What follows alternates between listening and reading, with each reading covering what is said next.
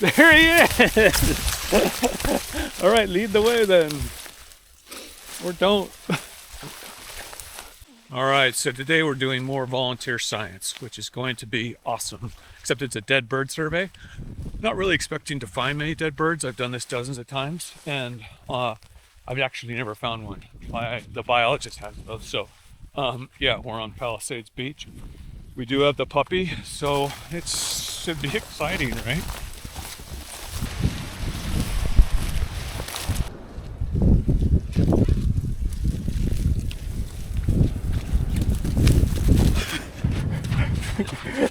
We're never going to get anywhere done, are we?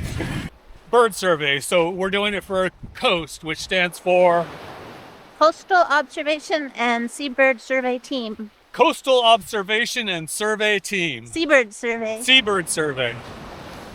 And yeah, so we've been patrolling this bit of beach for how long?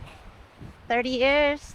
30 years. Around the 25 years, something like that. 25 years, yeah.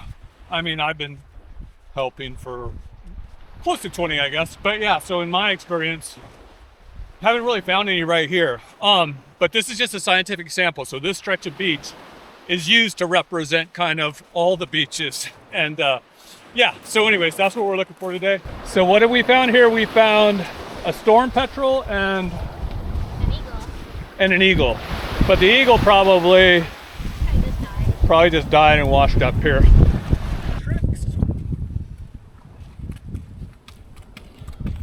Where did it go?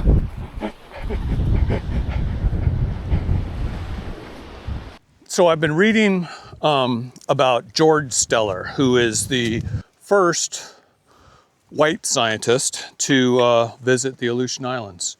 And that's why you have like all these things named after him. Steller sea cow, Steller shea, a million different plants, millions is exaggeration, but a lot of different plants. In the log books, he talks about his frustration with the Russian commanders who wouldn't let him go ashore. Bering was playing it very safe at that point. It had already taken him 10 years even to get his expedition in the water. And he spent 7 years trying to get here, and then he was able to spend like 12 hours on shore on a couple different islands. But one of the stories that he tells is once they'd finally run aground on Bering Island, what's now Bering Island. It wasn't then. It was named posthumously. How do you say posthumously? Posthumously. It was named for him posthumously.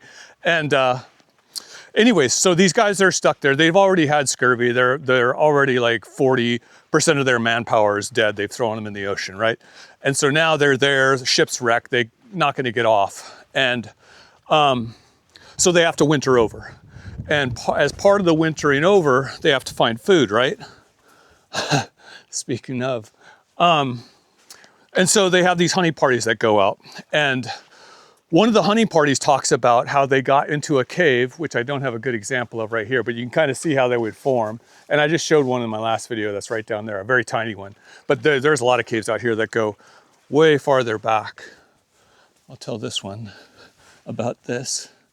Anyways, these guys went sea otter hunting. They got a bunch of sea otters, but they got trapped coming back along the shore. So they went into this cave to kind of get out of the weather. There had been a big snowstorm. So there's 8 guys in this cave. Anyways, it turns out that this cave fills up with water to such an extent that it's trapped them inside the cave. They had to spend 8 days until the next low tide where they could actually get out. And in that time, these guys had to stand on this little ledge, standing up the whole time. So what they did is they locked arms, and they would let the guy in between sleep for however many hours, few hours at a time. And then it would be the next guy's turn. Everyone had to hold each other up, or else they would have fallen in and drowned or died of exposure. It's quite a story. Where the Sea Breaks Its Back is the book I'm reading right now. I've read both Steller's log books and also this book, which is kind of a more artistic take on it, where the writer, guy who spent a lot of time out here, tells the story a little bit more adventurously than just a plain naturalist logbook. Okay, say again. Sunecio pseudo-arctica. Sunecia pseudo-arctica. Kind of like the Phil Collins song.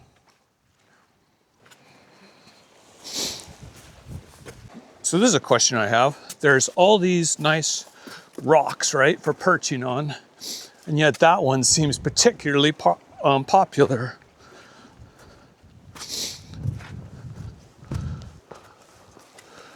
I guess you've got a really high spot, right? And relatively speaking. There's one right there. I'm probably in his way or her way. So another beautiful day at the beach. No birds, but I kind of was expecting that. A puppy, you know.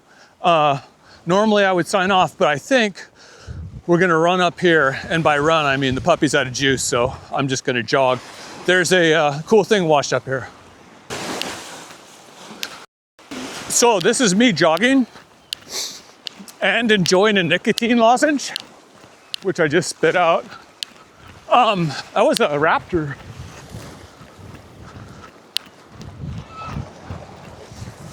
Yeah, see that guy?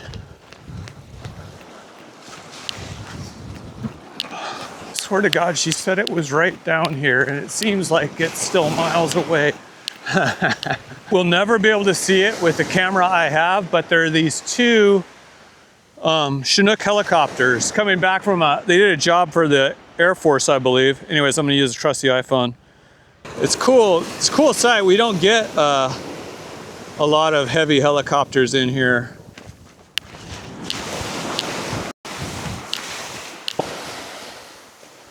Yeah, so this is cool, right? We don't get one of these washing up every day.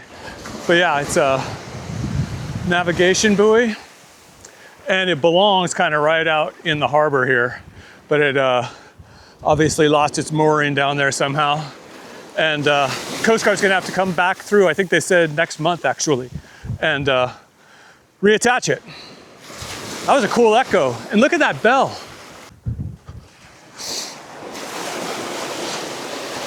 Whee! Tennis shoes. This is cool. Whoa! Now I know how it works. Look at these things. I just stepped on it. I'll have to punch in a zoom. Actually, I'll just use the... That's awesome.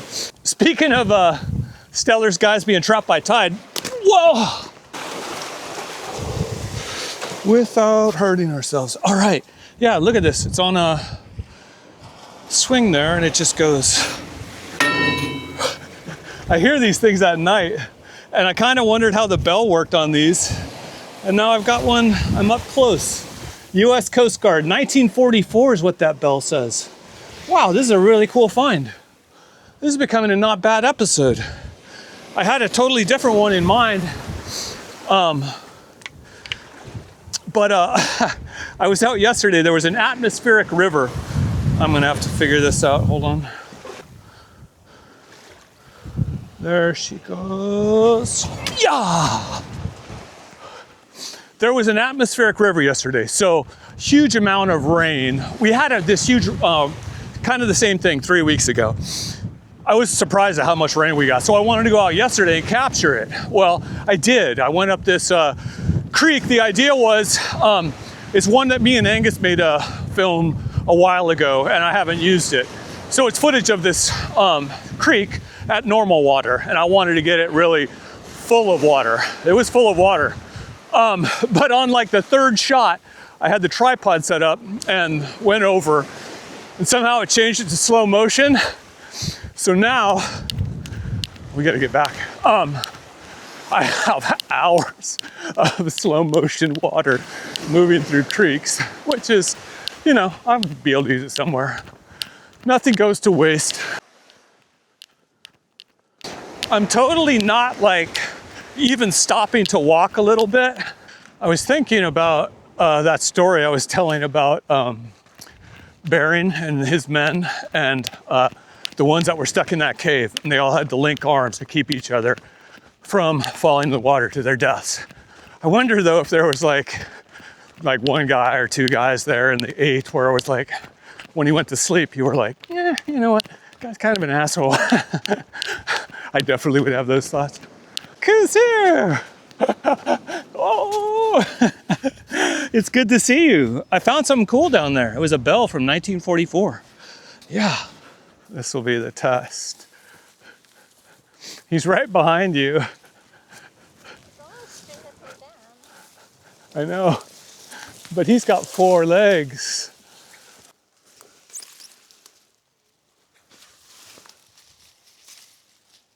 This is fireweed, obviously. Puchki. Puchki. Yeah. What's this? Grass. Grass. That's a good one. Glad I had you along. And then this is Patrushki. Yes. Yeah. So yeah, you can eat most of all this. And what's this? Pearly everlasting. There he is. All right.